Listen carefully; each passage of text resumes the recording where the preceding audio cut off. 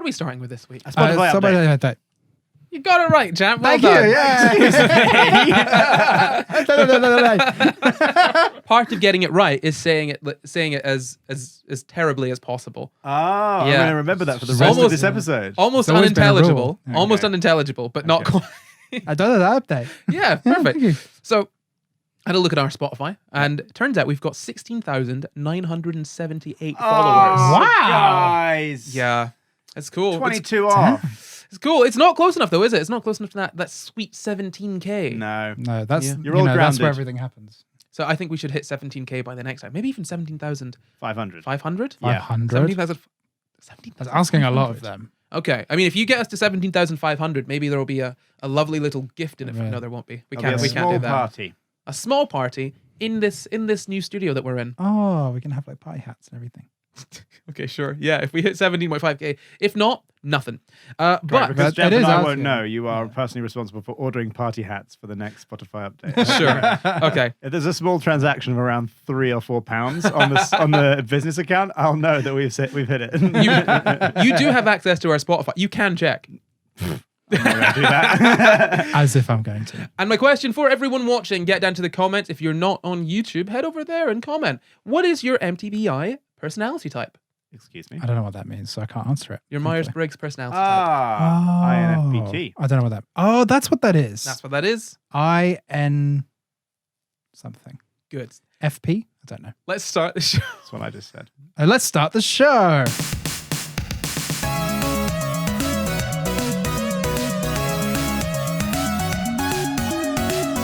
Hello and welcome to the SCI Guys, the show where we talk about the crazy, weird, and wonderful stories from the science world. I'm Corey, and as always, I'm joined by my co-hosts, Jamp and Luke Cutforth. Hello. Hi.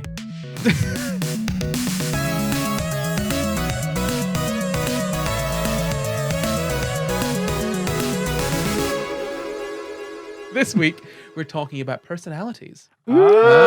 Oh. So, you guys have heard the personality test, right? The MBTI, Myers-Briggs Type Indicator Personality Test. Yeah, but I always forget what I get. That's okay. Yeah. Well, why don't you forget what you get? Yeah. Why don't we do the test? Why don't we do the test right now? Together. Let's all do it together. So why don't we do that now? And maybe we'll stop the podcast because it's a bit of a long one. Yeah. And then we'll come back and do the rest of the episode. And if you want to see us do it, head over to our Patreon. Head over there. Patreon.com/SCI Guys. I see. Yeah. So, what is the Myers-Briggs personality test? It's a personality test. You gosh darn right. It was made by Isabel Myers and Catherine Briggs during the Second World War. We'll get into a little bit more of that story later on. Yeah. And this is from the 16 Personalities website, which is where we took our test. It says that you can take your personality test and get a freakishly accurate description of who you are and why you do things the way you do. It's usually 93 questions. The original one was, I think, 93 questions. Yeah. And they talk about preference, not capability. Mhm. That's an important thing to bear in mind. So this is how you prefer to do things. So you prefer to, so for, let's say, thinking and feeling, you prefer to, like, sort of, you prefer feeling over thinking. But you are perfectly capable of thinking over feeling, right? Yes. It's not to do with, like, sort of, you can only do these things. If you're an ENFP, you can only ever have these traits. You can be more introverted or be more extroverted. It depends. Yeah. And no, everyone has the capability to use all styles, but like I said, there are preferred styles. And apparently it says it's possible for people to develop the complementary style. An introvert, for example, could learn to be more extroverted when speaking in groups. But the primary preference, the idea behind it is that the primary preference will always dominate your personality. And then obviously that can be modified by things like mental illness and other things, the way you answer those questions. The way you're supposed to answer the questions, apparently, is to think of yourself in a sort of solid, neutral environment where you're feeling good. There's no mental health things going on. You're not feeling awful because of work. Like, for example, when we answered our questions, if you watch the thing on Patreon, go and watch it. When we answered our questions, I said, oh, one of mine has changed since I last took it because I now am in an environment where I want to work with other people because I like working with the people that I work with. Yeah. Whereas before I didn't like working with them as much because I didn't really like my job. Yeah. Yeah. And since there were 2 preferences within each dimension, there are 16 potential personality types, right? So you've got the 4 categories with 2 options: introvert versus extrovert, intuitive versus sensory. So that's introvert versus extrovert is I and E. Intuitive versus sensory is N and S. Thinking versus feeling is T and F. And judging versus perceiving is J and P. So obviously those you add those together, you can get 16 different personalities: ENFP, INTJ, all of those different things. And do you know what they mean? Do you know what introverted or extroverted means? Well, I mean, I know what I think it means, which is like whether you like being around other people or whether you're outgoing. So it's kind of like that. Yeah, I mean, so from one of the MBTI websites, it says the introversion and extroversion. Extroversion is essentially getting your you prefer to be energized from the outside world, from like sort of other people and things. You sort of recharge by being around people. You share your ideas verbally. And introversion is sort of the opposite of that. You use your energy interacting with people and things, and you gain energy by spending time alone, which, to be fair, I do as well. Yeah, I do that. I get drained by spending time with people. No offense, other people. I mean, it depends on the people. It depends on what it's doing. I feel. Mm. I think it's very complex. There's different contexts, but generally, like social stuff drains my energy, and then being alone and thinking and stuff recharges me. See, I feel like if I was to be around people all the time, that would suck. But if I was to be by myself all the time, at some point it'd be like, I'd want to be around people. Yeah.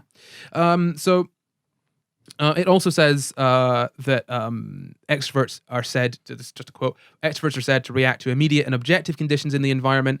Introverts, however, look inward to their internal and subjective reactions to their environment. So it's kind of that internal, external sort of thing. Okay. But yeah.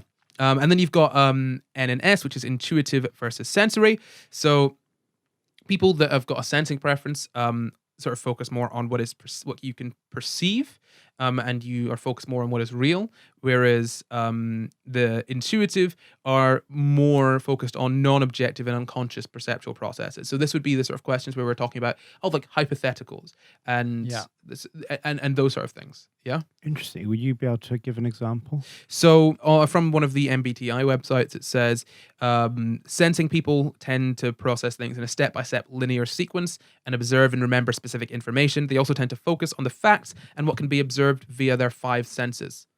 So instead of thinking about sort of hypothetically sort of philosophical ideas, it's more focused on, I guess, the practical what is going on. And is that like a different way of your brain processing? No, this is information? this is a different way of focusing what you tend to fall back on in terms of your way of sort of dealing with people and dealing with the world. So it's not necessarily you're thinking this is very you're thinking of this in a sort of physical brain way, which is not the best way to think of this. We'll get to that in a bit. I just meant because you said like they tend to process things in a linear way. I was like, is that a not process like that, as in just process as in think about, rather than a process in any more meaningful way.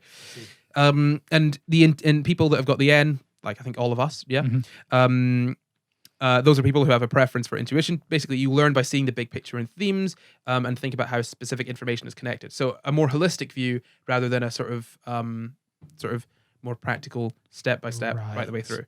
So what I've read is that people that are sensing tend to focus on more on specifics of information, whereas people that are intuitive tend to look at like sort of like the bigger picture.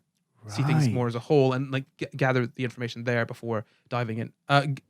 You'll dive into something after just sort of considering it as a whole rather than thinking through each individual step.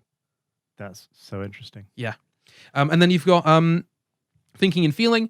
And this one I think is interesting. So a preference for thinking indicates the use of logic and rational processes to make deductions and decide upon action. Feeling represents a preference to make decisions that are based on subjective processes that include emotional reactions to events.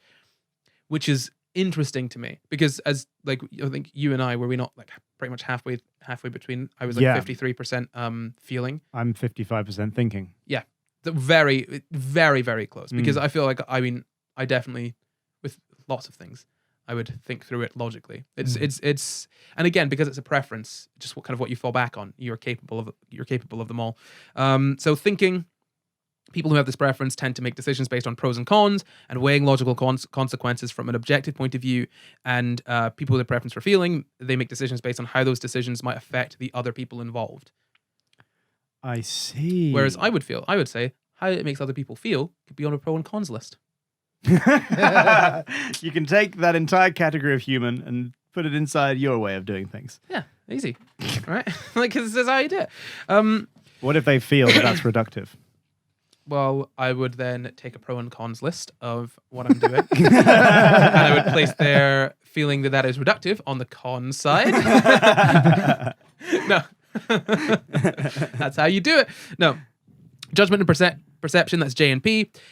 So those were invented by the people that made this test, and we'll get into where the test comes from in a bit. And this is sort of indicates whether rational or irrational judgments are dominant when you're interacting with your environment. So a judgmental person uses a combination of thinking and feelings when making a decision, whereas the perception person uses the sensing and intuition processes. I think it's prospecting. Prospecting? Prospecting is on the website, judging and prospecting. I've got judging and perceiving here. Cool. It's Interesting. I think I learned it as perceiving. Cool. I think In it's school. Sorry, just wanted to check. Yeah, that's fine. So that's 16 personalities. There will be like sort of minor differences. Ultimately, it's the same idea. Uh-huh. I think it's just a slight difference in the word. Cool. So judging people, they sort of are list makers and planners. They have like to have a structure and schedule for their time, and will sort of space out projects so they get work done a bit at a time, which is not me. No, me neither. Not you either. No. No. And perceiving are people that who want flexibility in their lives and how they sort of manage their time. They'd rather be open to new opportunities and events and make decisions on the fly, and can sometimes enjoy working on things at the last minute or on their own schedule. 100%. So they're Yeah, self-employed. Yeah, basically. Yeah. Well, then there's self-employed people that are very, I know. very. I've seen people I've seen someone that I know that has said, "Oh, I'm now taking Wednesdays off." And I'm working 2 days and then Wednesday off and then 2 days. And I'm like, How do you do that? how do you decide when to take a day off and not just work whenever? I guess I could take today off. Yeah, right. I've got too much on my plate. Well, it gets to like 3 p.m. and I realize, oh, well, I guess this is a day off. Yeah. Do people have that? Like, if you're self-employed and you're having like just an awful day and you decide, right, I need to mostly recharge today. Do people who have the ability to just go, Wednesdays are my day off, do they just put aside all those anxious feelings or all those feelings that they have to recharge from until the day off? I think this is just a guess. Do you know how when you're anxious and you're feeling awful, but there's a deadline tomorrow, so you have to do it anyway? Yeah. I feel like other people can just automatically tap into the have to do it anyway mode. Yeah.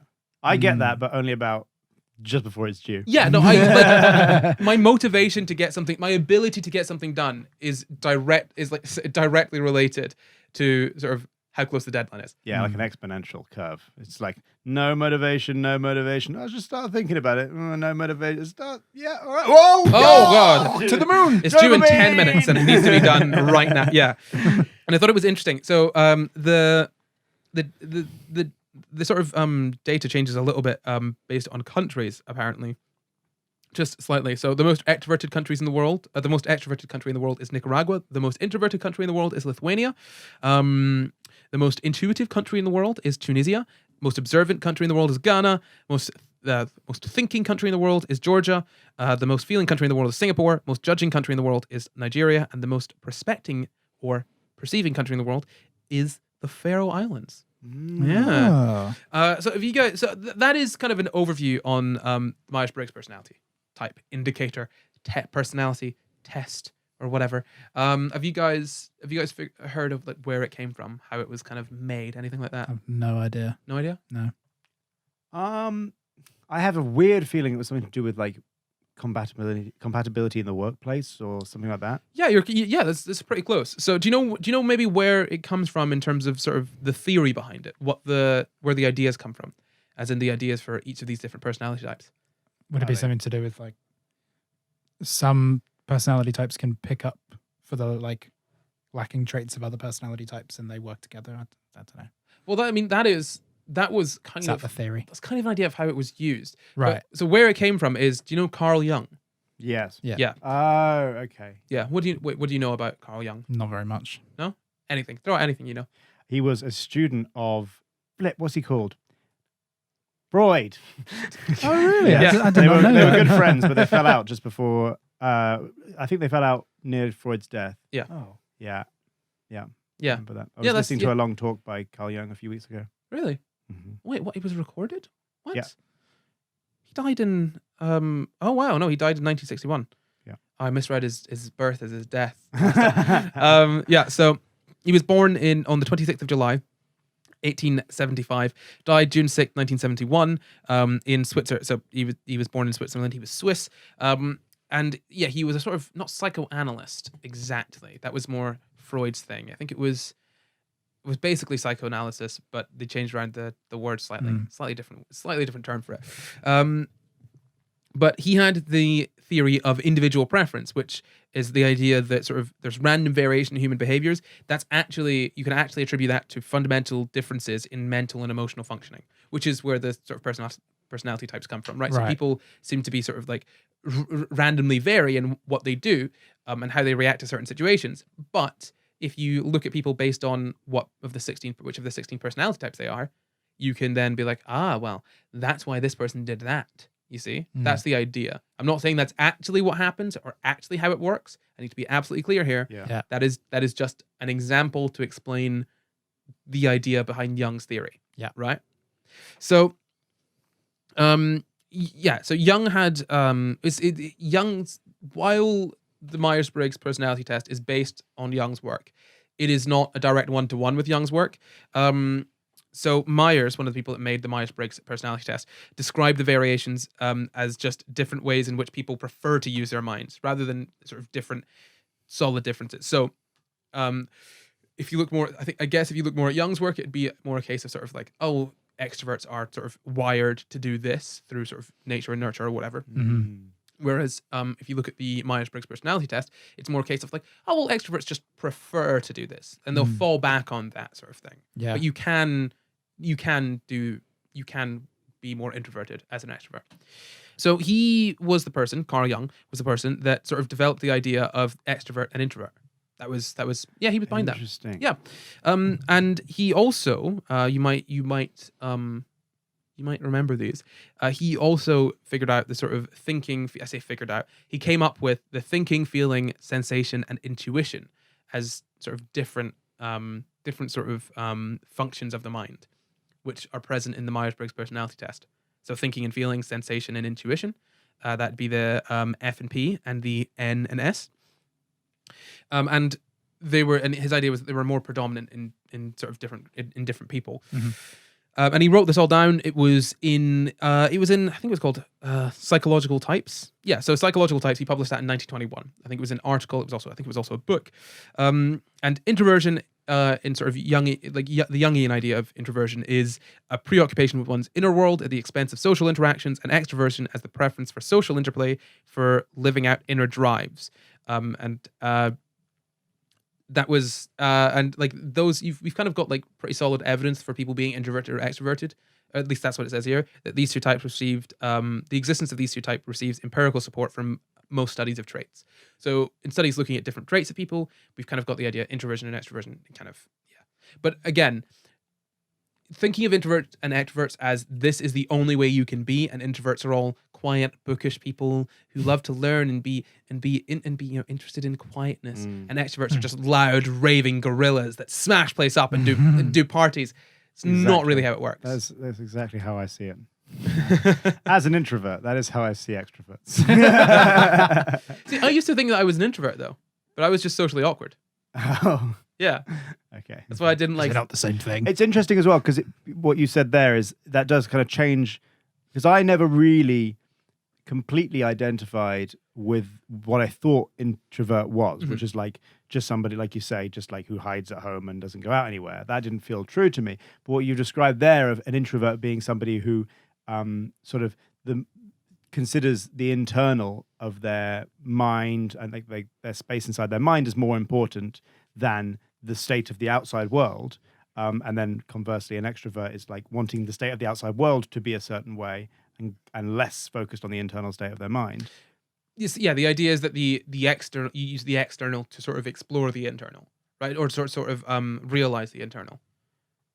As an extrovert. Yeah, so as an extrovert, the external is a way to live out the inner drives. Right, exactly. So that's when I asked you on one of the podcasts a few weeks ago, and then also many months ago, why it can't just be a little thing that sits on a leaf and automatically feels happy and has nice daydreams.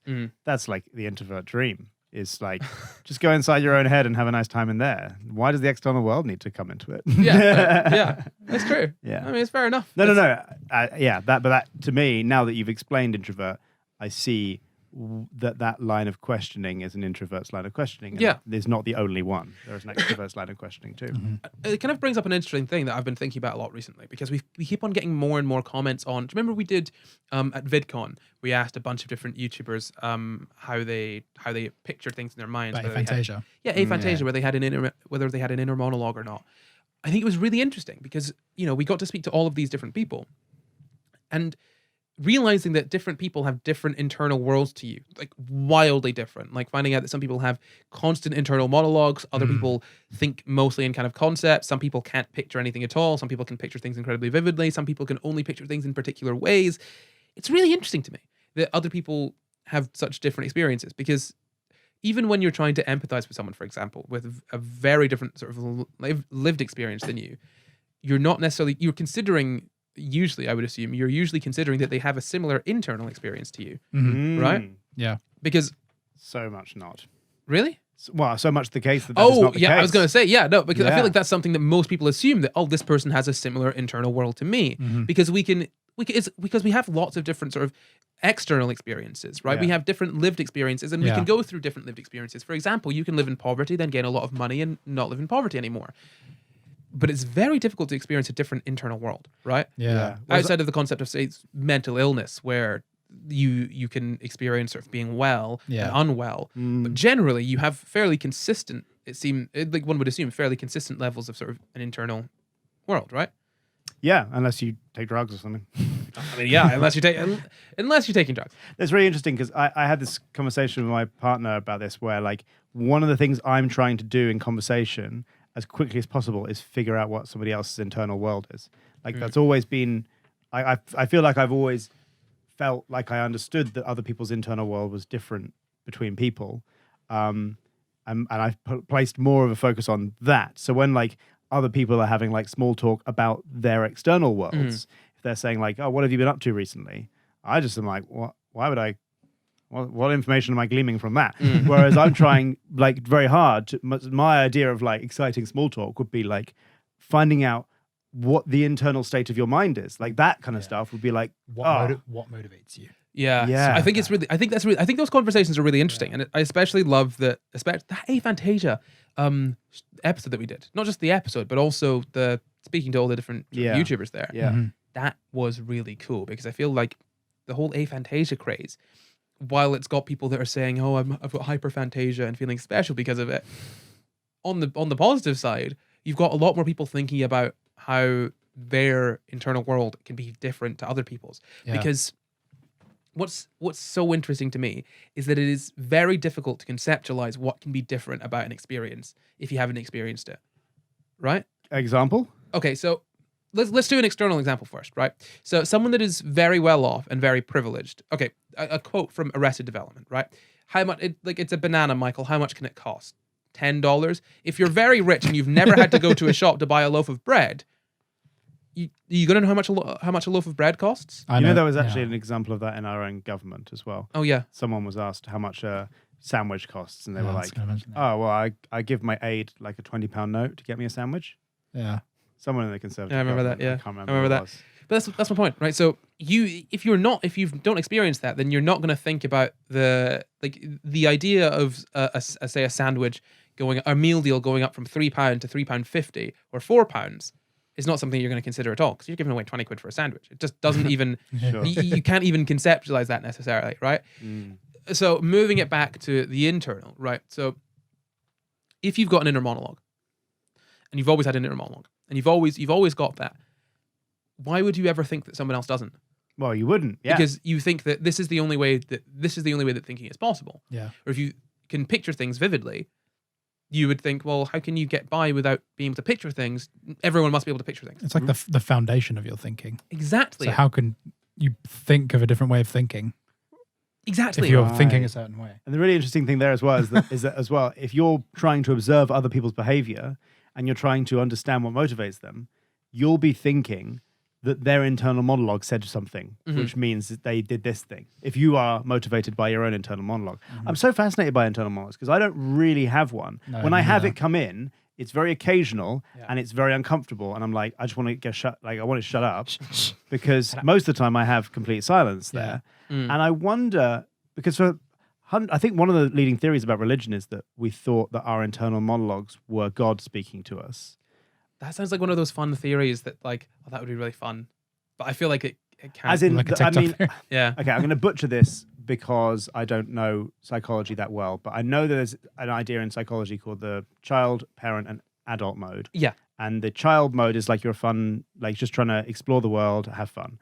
And your adult mode is your your parent mode is sort of your, in basic terms, your internalized parent. Mhm. And if you had a particularly strict upbringing, then your internal parent will be a bit more strict. And then your adult is kind of the you as an adult trying to mediate between the child and the parent. Basic understanding of it. Now, what I wonder is, well, if you were, for example, brought up in like the Christian church, for example, I know people who are brought up in the Catholic church, incredibly strict, and their internal parent is then much stricter. Like the way the talking person in their head is much more critical of them.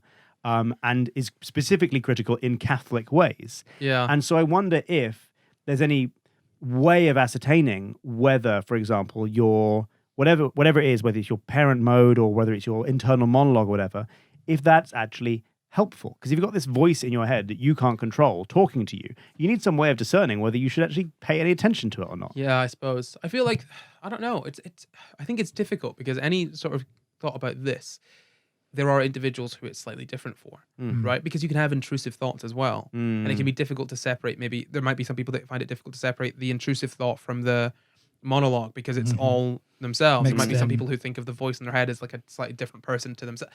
It's weird because like sometimes in my head, I will have a conversation with myself and both parts are distinctly me, but I'm just exploring different sides of the conversation, if that makes sense. Yeah. But they're both you, and they're the same you. Are they the same you or they're two yous? I think maybe one of them is me and then one of them is a less me. I'm not sure. What does that mean? As in, I'm having the conversation, and there's another part of me that is me, but it's okay. Right. If you were to cut me, if you were to cut a part of me off, right, and my hand, Yeah. say, was like sentient, it was walking around, it was doing its own thing. Yeah. My hand would be me. I would be more me. Right. Where Right. it feels like there's a part of me that's the consciousness, and there's another part of me that must be some. It's like it feels like maybe it's its own consciousness, but it's still me. So Does I that make wonder if sense? that means you're not completely integrated to your mind then, if you've got like a whole separate bit of It's you. not a whole separate bed. It's Or just like a pops- little separate chunk that's just doing its own thing. It can be separated if necessary. Right. But then now, are we talking to all of you, or is another bit of you sort of chatting away? No, there's not another bit chatting. There's not another bit chatting away at all. But is all of you present all of in me's this here, yeah. conversation? Oh, Yeah, yeah. wow. Okay, this is so fascinating to me. It's like if you need a conversation partner, I can just have one. You can spin one off. Yeah, just like it's like talking to. Do you never talk to yourself? No. You've never talked to yourself. Not in a two-way conversation. Do you mean like literally talk to yourself in your head? I mean, like literally talk to yourself. No, not like that. Sometimes I'll have a thought and then I'll just immediately disagree with it.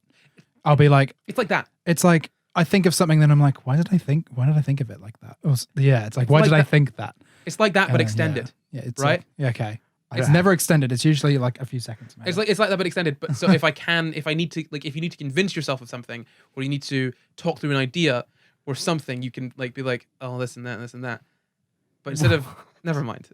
If I do this, I'm just doing it in my head, and I have to go. If I'm considering several different ideas, I have to like do it like a little tree. I have to go, right, okay. Yeah. So this could be a possibility, like one by one. Or this could be a possibility.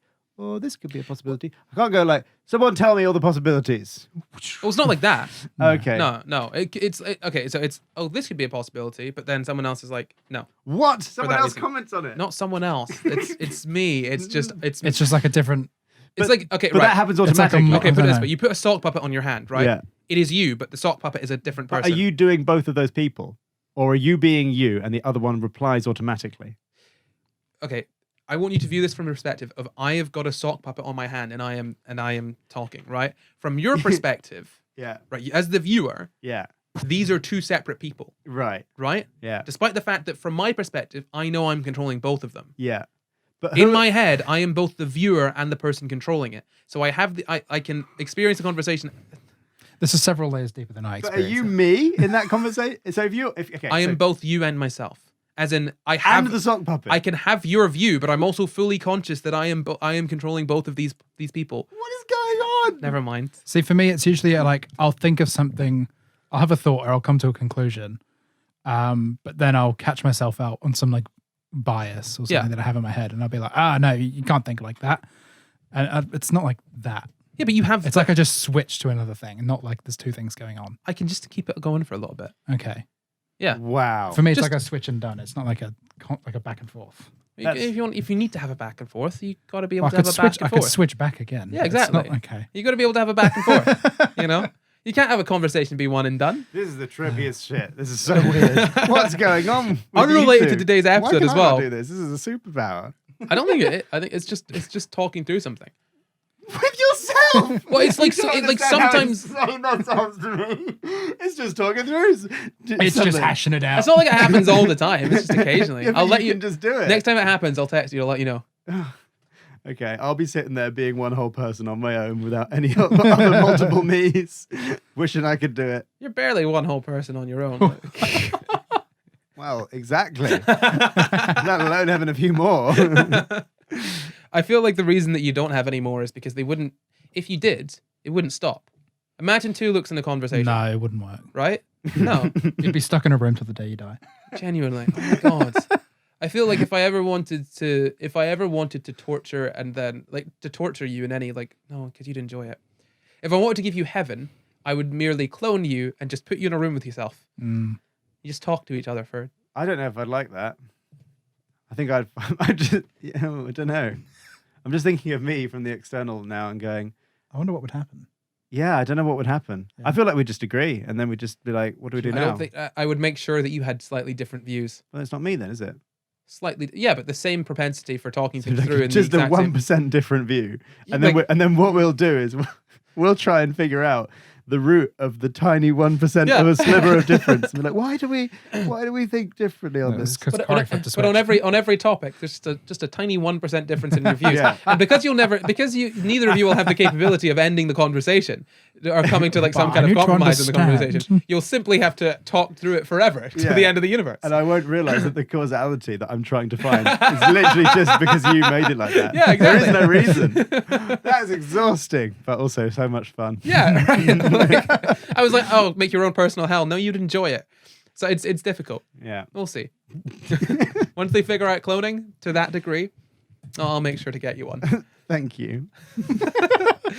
So the MBTI, it was made by Isabel Myers and Catherine Briggs. I think I mentioned that before. Catherine Cook Briggs, who was born in 1875, died in 1968. She was a magazine writer, and her daughter Isabel Briggs Myers, who was born 1897, died 1980. She was a mystery novelist. Is there something that's jumped out to you about this personality test? Writers.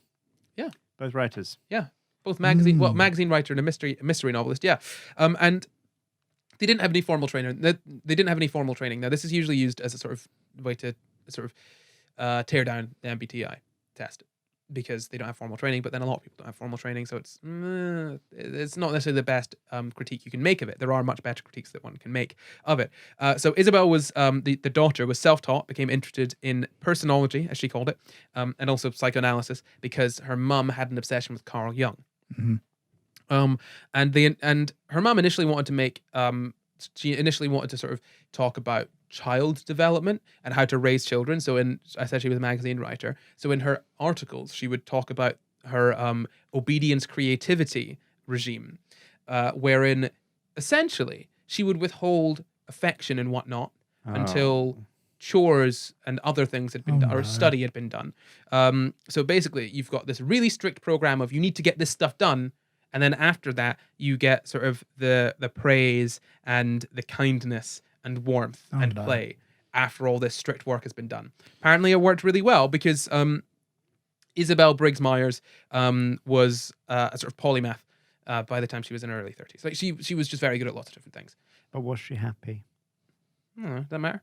Yes. Ah, Very It much matters the so. most, I'd say. Does it matter to have a happy child or to have a very successful child? A happy child. Happy child. Well, you two are fools, and in your old age, you will be looked after by insufficient children. Okay, As long as they're happy. Is happiness going to take care of you when you're 90? Okay, I don't think so. a middle thing between happy and capable. No, I agree. I think happy is more important than incredibly successful. I think if you're not prioritizing your child's overall happiness, like throughout their life. Yeah, and long-term happiness as Yeah, well. long-term And happiness. long-term happiness includes being competent at Yeah, things. absolutely. Yeah. So, I mean, your child might be happy not to go to the football practice or their music lesson that day, but they won't be happy when it's sort of 10 years later and they've realized they've given up something that they could have been quite good at and enjoyed, Yeah. you know? So that's where they came from. They came from a sort of background of being amateur, I guess, more than sort of professionally trained or like classically trained. Yeah. And they were really interested in Jung's work, and they wanted to. So essentially, it was the mother, Catherine Cook Briggs, who initially sort of wanted to make all of Jung's like sort of more obscure stuff accessible to more people by sort of cataloging. So she said it literally in here. Cook Briggs hoped to make Jung's obscure writings accessible to the world by cataloging the character of everyone she met on index cards. And I think it was then the daughter that kind of took more of the sort of like, let's make this into a test. And the thing is, Isabel Briggs Myers, she formalized it into the test because she lost all of the money from her novels after the 1930s crash of the economy. Oh. Yes, not very good. Did she invest it all in the stock market? Well, it's probably that I thought you were gonna say the money Bitcoin. from her novels was became not as worth as much as it used to be, and it wasn't really enough to live on or whatever. That's sad, isn't Or it? the companies went under, anything like that. All sad. Yeah, Hope she's okay now. I thought She's you were going to dead say, now, Luke. did she Oh, invest so in she's not Bitcoin? okay. she has been for. Did she invest it all in Bitcoin? She might have. Yeah. Look, If she did, she's extraordinarily rich and dead now. she died over 40 years ago. Whoa, wow, that's a lot of time for Bitcoin to grow, isn't it? She's missed out on all the big jumps. Right. Well, unless she left it in Bitcoin. True. She's not going to take it out. she's hodling- She's not going to hodling take it that out the day that she dies. Posthumously rich. So, so they then worked on that, and it kind of became kind of a family thing that they did together. They worked on it together.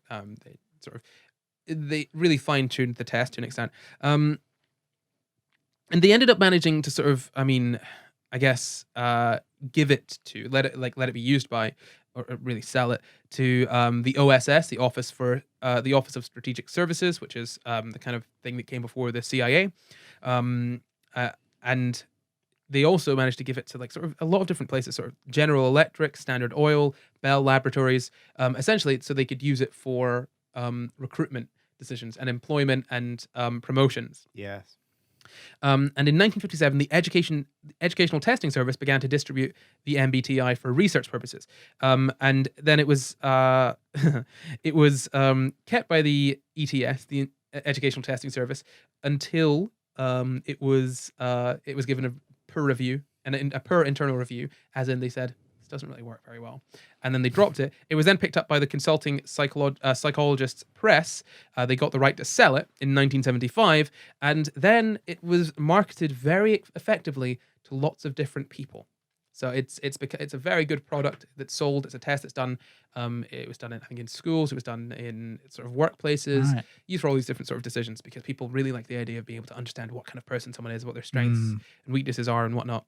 And Isabel Myers apparently stated that in developing the MBTI, there was never any attempt to measure in the strict sense. And that apparently is a very surprising thing to a lot of people, a lot of psychologists, because it seems to be used to measure sort of people's, like how people are. Yeah. It was funded by family members, particularly their dad, Isabel Myers' dad, because he was a public servant and a scientist at the time. And like I said, they took the questions from Jung's work and they sort of continued to sort of fine-tune it to make it a full test. The questionnaire changed over the years. Initially, it was only sort of phrase questions, mostly A or B options. And then they had word pairs. So I think that was like sort of different sort of synonyms of similar words. Mm-hmm. And that was to sort of get rid of context, to get rid of sort of things that would be purely situational. So, well, okay, I would only do that in that situation, but in another similar situation, I wouldn't do the same thing. And there weren't any true or false questions, because if you have a true or false question, someone might be more likely to choose true because it's more socially desirable, things like that. And really, I guess the main focus of this episode is whether it is scientific and reliable. What do you guys think? Well, what I think there's a lot of people who really like this test, and you're going to upset them.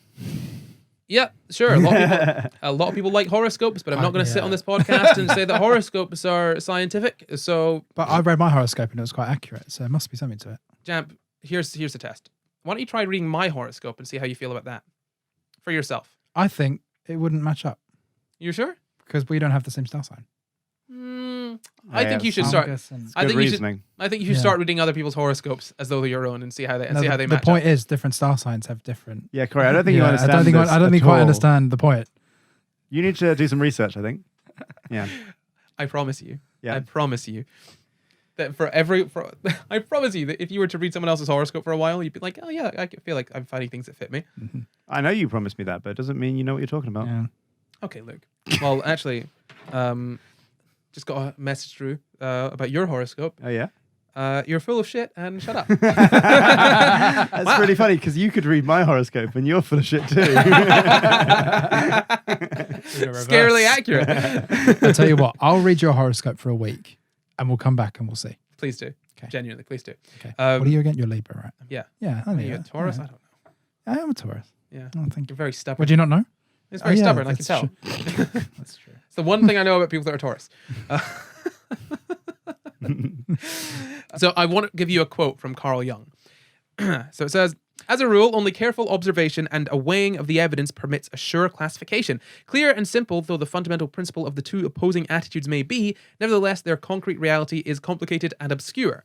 For every individual is an exception to the rule. Therefore, one can never give a description of a type, no matter how complete, which applies to more than one individual, despite the fact that thousands might, in a certain sense, be strikingly described thereby. Conformity is one side of man, uniqueness is the other. Ooh. So is that sort of saying that, you know, giving you a type as in a label, as in you are these letters, is reductive, but it's not necessarily saying that the questionnaire itself and then placing you on a scale. It's like gender and sex, right? It's like it's not a binary, it's a spectrum, and everyone's on the spectrum of introversion, extroversion, or feeling and thinking. Sure, yeah. I mean, there are other problems. That was just what Jung said about it. And we got to remember that Jung's work was before psychology became empirical, really, which is why people talk about Freud.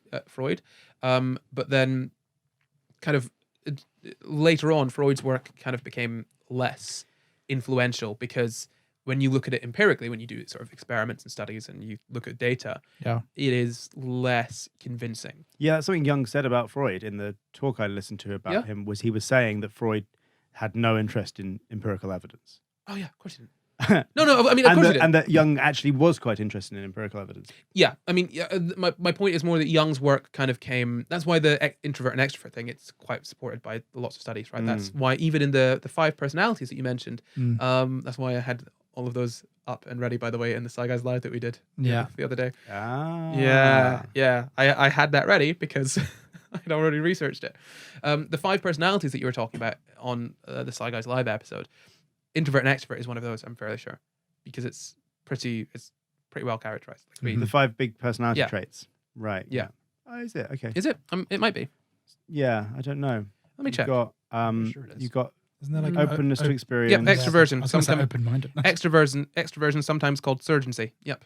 Extroversion. Yep. So yeah, that'll be where that's from. My point is the point is less that Jung's work is a lot of rubbish. It's just that a lot of at that time it was sort of empirical data in psychology was becoming more common, whereas even just Freud was not really an experiment guy, you know, which is why a lot of it is just it's very funny that Freud's like, yes, everyone wants to have sex with their mum. Have you done any studies, Freud? I just assume that everyone wants to have sex with their mum. It's like everyone's Self-study. they've got it's like assuming everyone has an internal monologue. Yeah, no, I'm joking, by the way. That's like, we'll do a Freud episode. We'll go more deeply into it. That was a joke. Please don't take anything about Freud away from what I just said. I've got lots of different sources that have said the MBTI is not that great of a tool for what people think it is. A lot of people think, yes, this is my personality type. This is this is proof that this is how I am. This is me. This is me. Yeah. But yours have changed based on the testing. And I mean, Yeah. you could say that the issue is with the test in particular. There is decent theory behind it, but there's also issues with the way that the test uses those theories. And even the 16 personalities, there are a few issues with that as well. Even the fact that, for example, if you like you and I are both like halfway between feeling and thinking, pretty much, and we get put in a category based on a 1% swing. Yeah. 6% swing. Well, but For us. if you had a 1% swing, you get put in a category. Yeah, I mean, yeah, and like so for us, I think it's 6-7% between us on the F and E and F. The F and T. Oh wait, no. Yeah, Is it thinking F and T? feeling. Okay. There's about a 7% difference, I think, between us on the F and T, thinking and feeling. I fall into feeling, despite the fact that I think you and I tend to. I usually fall into feeling. Really? Yeah. Okay, fair enough. You and I are very similar in the way that we deal with some things. And it's weird that like we're now in different categories. Yeah. And you and Jamp are similar in a lot of ways. Yeah. But not. I would definitely not say such that you're in the same category. No. Yeah. No, absolutely not. Because there are lots of differences between you two. So that is an issue with it, right? The categorization is such that while it's a sliding scale from like, okay, you can have like you're like 70% this or 100% that, it's then just locked into you're this. Does it stay consistent over time? Because the big five is supposed to stay roughly consistent over time with some trends as people get older. Well, I think there have been studies on it, on the test, actually, like people's results changing. Yeah. So, and people, that is a thing that people have said, that results can change. So I think the issue is that when people are sort of self-reporting this, there's too many issues with understanding necessarily the questions. And also what I was saying earlier, that you've got to answer the questions with this sort of like hypothetical, things are okay. Because otherwise, I mean, if you've got really bad anxiety, for example, a lot of those questions on there are just, to me, just read as, do you have anxiety? Yeah. Yeah. So if you've got really bad anxiety, then it's going to change if your anxiety gets a lot better, right? Yeah. Yeah. So, yeah, I think I have seen some studies that say, oh yeah, it can change, but there's kind of a little bit of conflicting. The issue with this is that I'm looking at it and I'm getting some conflicting data on it. I want to be clear. I went into this thinking that it was a bit of rubbish, right?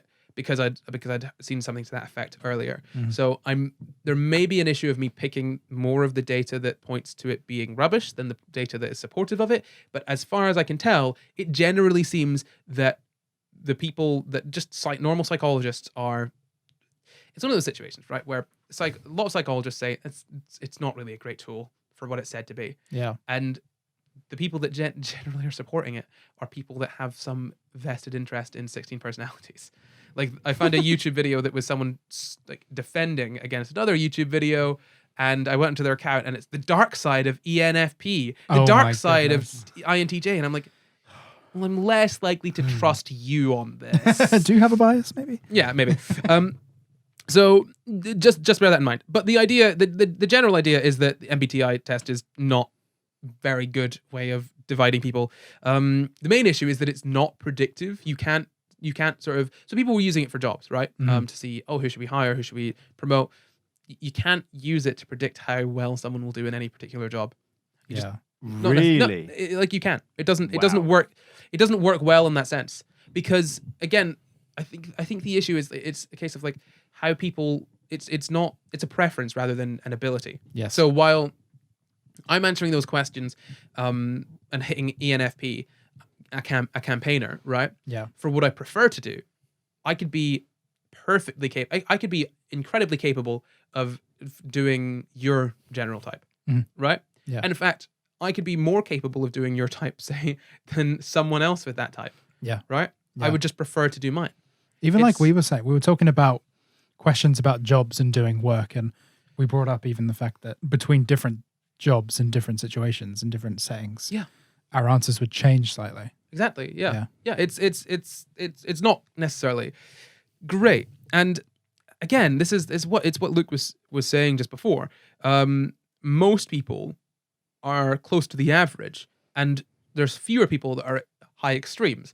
But when you have it's that swing there. When you have someone that's say like 98% of one of the categories, and someone that's 51%, then like they're going to be in the same category, despite the fact that they're very different.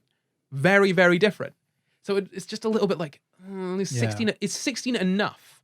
The issue is 16 is a small amount. 16 is a great number because it's small and it's understandable, and you could be like, I'm one of these 16. And we can really easily plot it on a 4x4 graph and be like, these are all the people that there are. But it's also not specific enough. Yeah. It's the same as what you were saying about the gender thing, right? So, or the gender and sex. So gender, it is very easy to say male and female. You're man and woman, 2 genders, easy. Most people kind of fall into this anyway. Yeah. And then you're like, well, really, if we should probably add the other one, the non-binary one. Let's just make a little sliver of the other, right? And then it's like, it's a little bit more, but you want to be more specific and more specific. And then you start splitting up male and female into more specific categories of whatever. And it's just too much. It's too much to deal with, right? You could be more accurate by being more specific, but then it becomes less useful. The issue with the MBTI is that it's so non-specific that it is not as useful as it could be. Mm-hmm. Does that make sense? Mm-hmm. So there's also the issue, and I was saying that there are other issues with what it's based on. There are only 4 aspects of personality. You know, the big 5 that we were talking about before, the big 5 personalities. There are 5 of those. So do you see what the issue here might be with the 4 personalities of the MBTI and the fact that a lot of scientists now, when they're talking about personality tests, are using a 5 category system? It doesn't account for everything. Exactly. Yeah. Exactly. The issue is that one of those personality categories is basically lost. Yeah. Right? I don't even think the big 5 are the same as the 4 in They're not the same. Myers-Briggs. Yeah. No, they're not Yeah. the same. And what you can do is look at correlation, right? So I think there tends to be a correlation. So if you see a correlation between 2 categories, right? So if someone that gets one answer for one of the categories is far more likely to have, so people that are likely to be S are likely to be P. Mm-hmm. That They're presents the an same issue. category, essentially. Not necessarily the same category, but they correlate. So it's like Yeah. you're measuring something that's too similar. Mhm. Right, and it becomes less useful, and I think I've seen studies where that has been an issue with the MBTI as well. And if we look at the science, there's not a lot of science behind it, right?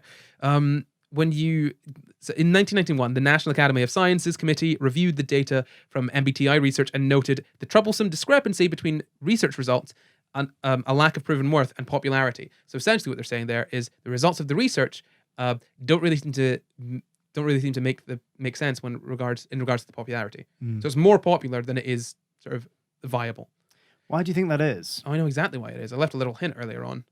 What was Did the you? hint? It's a bloody product, isn't it?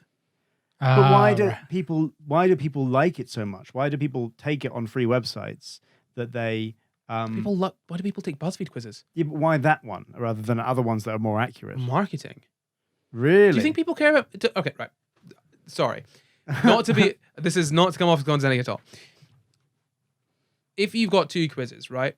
If you've got one on quizquiz.com.net/quiz, Yeah. right? And it's a Disney princesses quiz. And this is the most accurate Disney princesses quiz ever. You will find out specifically if you're a Jasmine, if you're a Merida, or if you're a Tiana, or if you're a Moana. There's lots of Annas in the end. And if you're an Anna, Wow. well, yeah, you'll find out which one. Which one of the Annas are you? Tiana, Moana, I'm Anna, pure Anna, man. Mulana. Straight up Anna. Before anyone says anything, yes, I know Meredith is from Pixar, but she is a Disney princess. Don't try and come at me. So's Kylo Ren. Kylo Ren's a Disney princess. Princess Leia is... Okay, right. Before someone again is in the comments, I know we're making a joke. Disney princesses are a specific branding thing made by Disney, blah, blah, blah, whatever. Don't listen to Disney. So- you make your own princesses. Pick anyone from any franchise. Lisa is a Iron Disney Man princess. is a Disney princess. I mean, Shuri's a Disney princess. Harry Potter's Yeah. a Disney princess. Not Warner owned by... Bros. Dobby, That's Warner definitely. I Not know, owned by I don't Disney. care. It's Warner Bros. I'm making Okay. my own princesses. Okay, Dobby sure. is the head Disney princess. Warner Bros. Princess. Wearing a big old No. dress. Wearing Hermione's dress from the Yule Yule Ball. Ball. Oh, Yeah. yeah. He would be like, there'd be so much dress on the floor if Dobby wore that. You Yeah, have I mean, to resize it. you Yeah. just magic it smaller. Oh, yeah, they've got magic. Very I good. know. Think about how crazy he went over a dirty sock. Yeah. He'd love that dress. I know. Master has given Dobby a dress.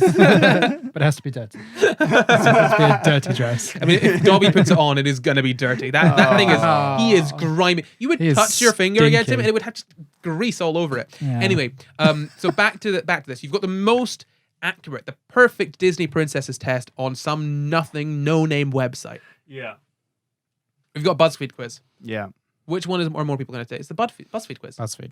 They've got better marketing. Oh. Yeah. I just wondered if it was because, say, for example, the quiz is particularly good at figuring out how you view yourself, and then it kind of reflects back to you how you feel about yourself, and you feel good because you have your like view of yourself confirmed by the quiz. Well, that is the value in the quiz. Not necessarily because it shows you what you think you are, but also if what you get on the quiz is different from the way that you view yourself, it can be useful to try and reconcile those. It can be useful in people sort of working on themselves and understanding themselves better, but it's not. It shouldn't be thought of as this is a scientific categorization of who I am as a person, and it definitely should not be used for hiring decisions, promotion decisions, absolutely nothing. In fact, I've seen some studies where they've looked at, say, people going into psychology or psychoanalysis, psychology, I think, and I've actually got it right here. So they looked at people going into psychiatry, and based on their MBTI sort of a test, it's the same as any other thing. It's the same as the general population. The proportion of people that go into psychiatry, there's no overrepresentation of any of them. When it comes to there's this great paper from 1993 by David J. Pittenger. He's done a couple of papers on why the MBTI test is not great. So this one is called Measuring the MBTI and Coming Up Short. You always know it's going to be a good review when it's got a little joke in the title. So essentially, when he talked about reliability, he said the differences between the two letter categories are not as sharp and clear cut as it would appear, because it's what we're talking about, because they use an absolute classification system. You've got people that are very different being lumped into the same category, and people that are very similar being split amongst categories. And when it talks about the validity, they've looked at, say, nursing, and other professions, and I think there's been some data that's shown, these people are more likely to be nurses, forgetting the fact that nursing is there are more women in nursing, and when you normalize it for that, it's just the same as the normal population. Oh, really? The distribution is the same as the normal population. So it's more that women tend towards a certain type. Yeah, or more. Yeah, exactly.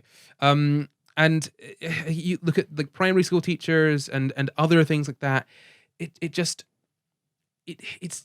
It's not necessarily the best for predicting how people will act. And so as a tool, a predictive tool, it is just not that at all. Mm-hmm. As a tool for people understanding themselves and reconciling that and figuring out how they deal with situations, it might be slightly better.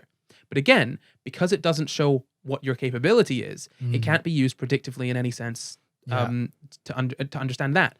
It can only be used, I prefer this. I prefer that. Yeah. You know, it is not entirely useless. But again, it's kind of like a horoscope. Yeah.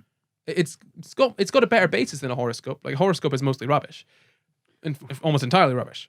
But the horoscope is probably rubbish unless there is some data that proves that horoscopes are actually decent. And until that point, I will not believe it. I've experienced said data. Thank you.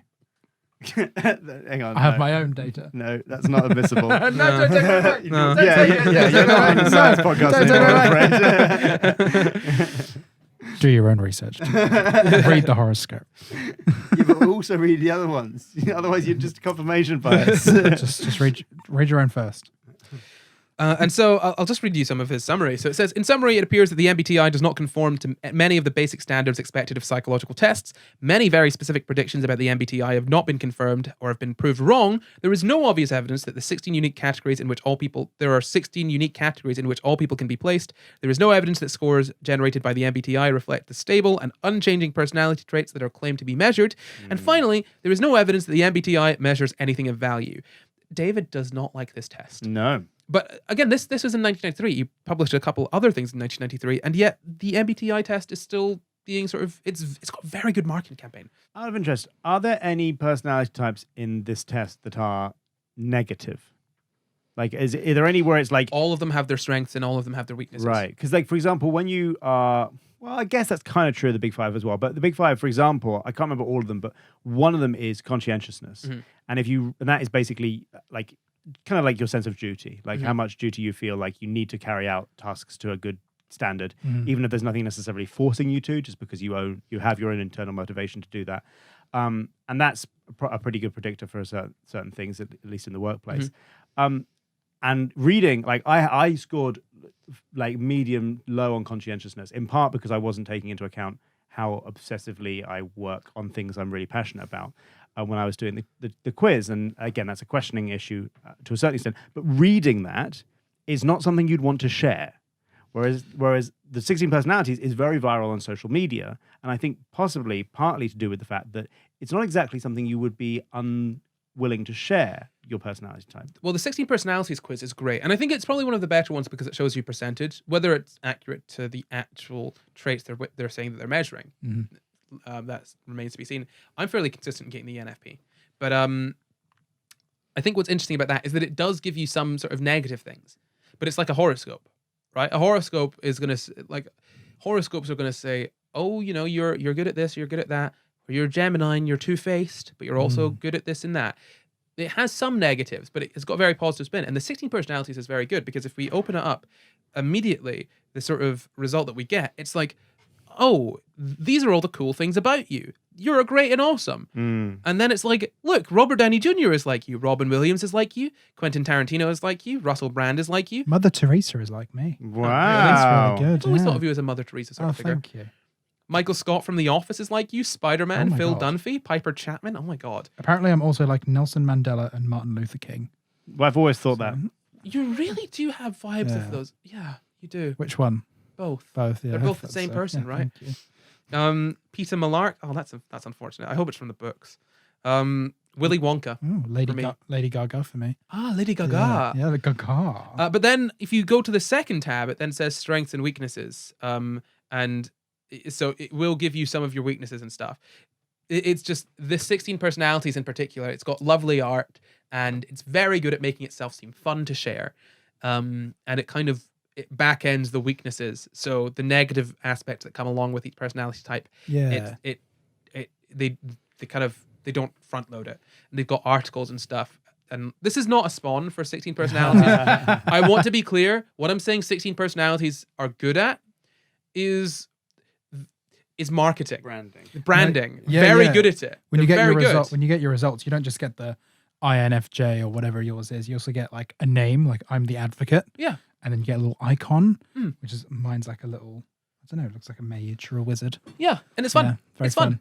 It's a lot of fun. I love doing these tests. I just don't think that they're I just don't think that they're sort of necessarily the best way of defining yourself as a person. Yeah. I mean, I don't know if you know this about me. I hope I've made it clear. I despise almost all forms of categorization for people that are seen as prescriptive rather than descriptive, right? Your personality type doesn't define who you are. The way you answer those questions, the test defines your personality type, and that just gives you an idea of how you deal with situations. And it's the same with gender and all of those things. We make up these categories, and we could make up whatever categories we want. We could measure whatever things we want. It just depends on what information we want to get out of it. If we want to get a solid understanding of how people will react to certain situations, or a better understanding of how people react in certain situations, we might use the 5-factor model, or sometimes called the Big Five.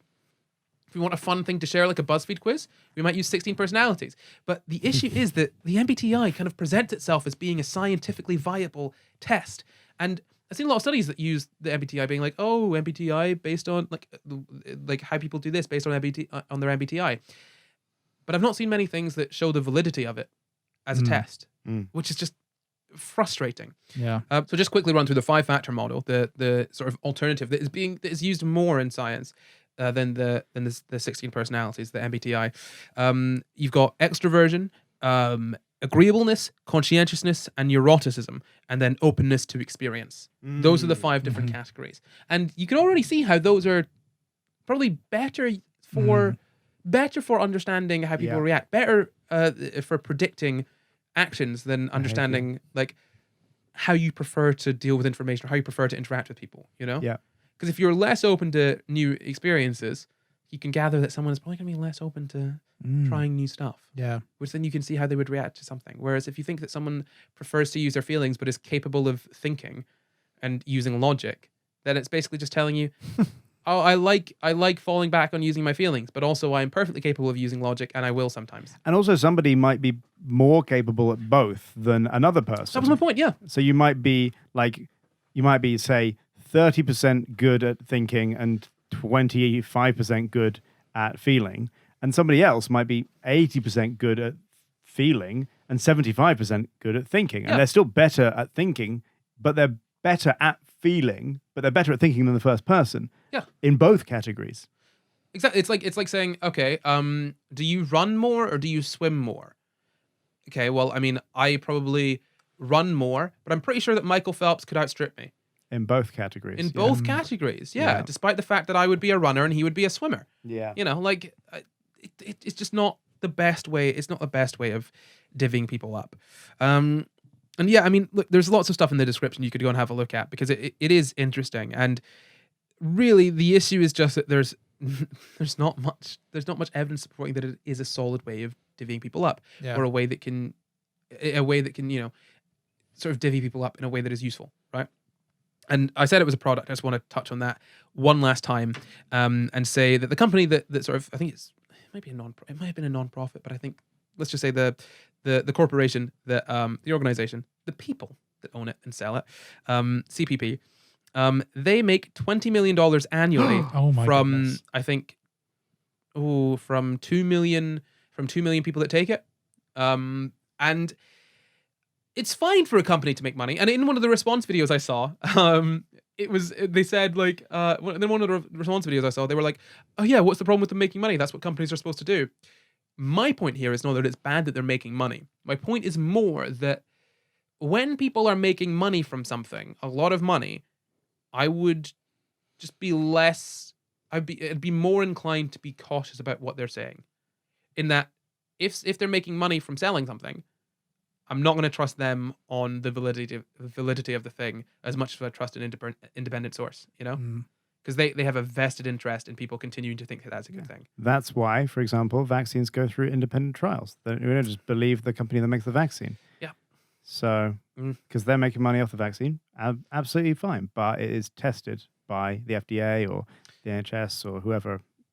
And even with vaccines, right? If a vaccine if there was to be something wrong with a vaccine, it'd be very easily found out, and it would lose them a lot of money if they did a poor job. Whereas with this test, if it does a poor job, what no one's going to be able to sue them for it. Yeah. You know, they can. It doesn't matter for them. It doesn't matter. There's actually a video of a doctor that I've got in the description that he goes into the sort of more of the issues with this, quite not hugely in depth, but it's a 15-minute video. It's a good watch.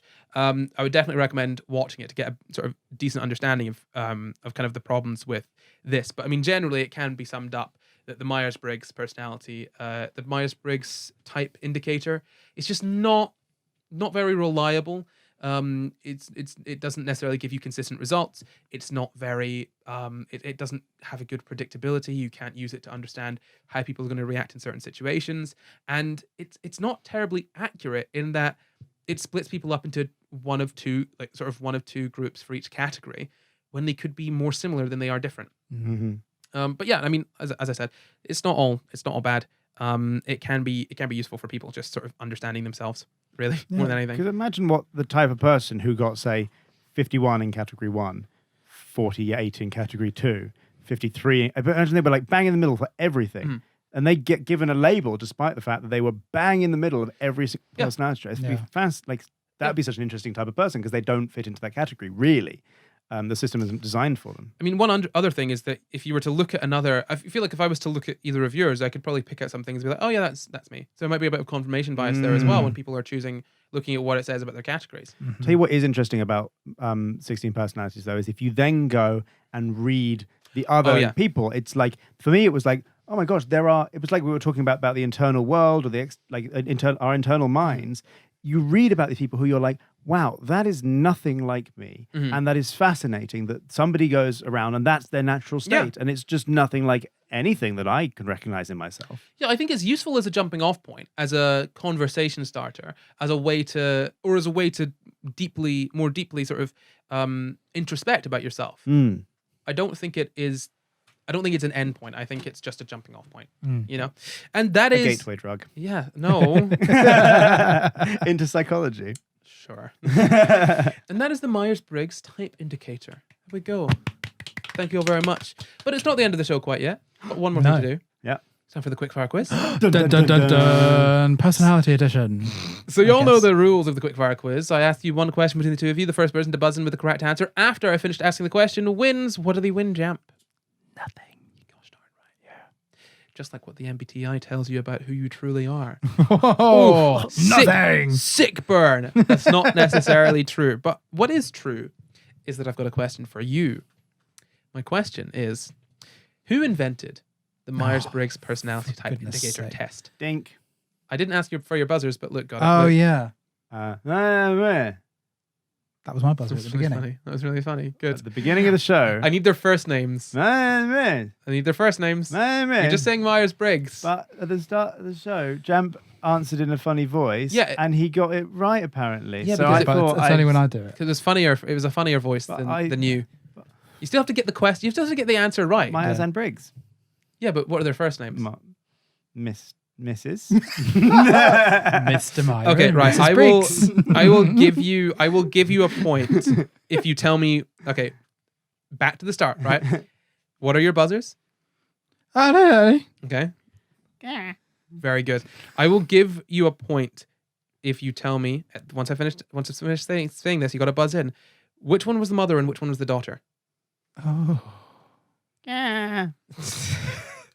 Luke. Well, tell me both their names and I'll tell you which one was the mother and which was the daughter. Okay. Yeah. Yeah. Their names were That's giving it away. a bit. Myers Oh. and Briggs. Briggs was the mother. Okay. Yeah, you got it. Ding, ding, ding. The Hell correct. yeah! Yeah, I it would was- have got it wrong. Isabel Briggs. I think it was Isabel Briggs Myers and Catherine Briggs. That's it. Cool. Yeah, there you go. Well done. Thank Fantastic. you. That's the end of the show, isn't it? That is, yeah. Oh boy, dearie me. It's usually where we end it. It is usually where we end it. But if you enjoyed this episode, you want to see how you want to see us do the test, which was a very fun little affair. You can Yeah. head Oh, over God, to our yes. Patreon. Patreon.com/SciGuys. Guys. You can also get a lot of other stuff for there. Like you could get bonus videos. You could get SCI Guys live all the time. It's a live show we do every 2 weeks. What else can they get? You can get votes, You topic can vote votes. on You can topics. vote on things. There's bonus clips. There's all sorts going out. Oh God! And there's also a brand new tier with a brand new show, SCI Guys After Dark, where we just Oh my goodness. just chat about stuff. You know? Mm-hmm. Yeah, it's fun. It's like a whole other podcast. It's amazing. Monthly podcast just for you. Yeah. Yeah. So that is it. But we're gonna go now. I think. Anything else you guys want to say? No. That's fine if it's a no. No. No? Okay, good. No. Because before we go, we would like to thank all of our patrons with a very special thank you to executive producers Ashley Miller and Finn TZ. And also, thank you for watching. You can find the full references for this episode in the description. Subscribe for new episodes every Sunday, and why not leave us a nice wee comment? You can support the pod at patreon.com/SciGuys, or you can find and contact us at SciGuysPod on Twitter, Facebook, Instagram, and at SciGuys on TikTok too. Or you can send us an email at sciguyspod@gmail.com. That's SciGuysPod@gmail.com. So guys, bud. At gmail.com. You can follow me at NotCore everywhere. You can follow me at Jumpkin everywhere. You can follow me at Luke Cutforth everywhere. Goodbye. Goodbye. Goodbye.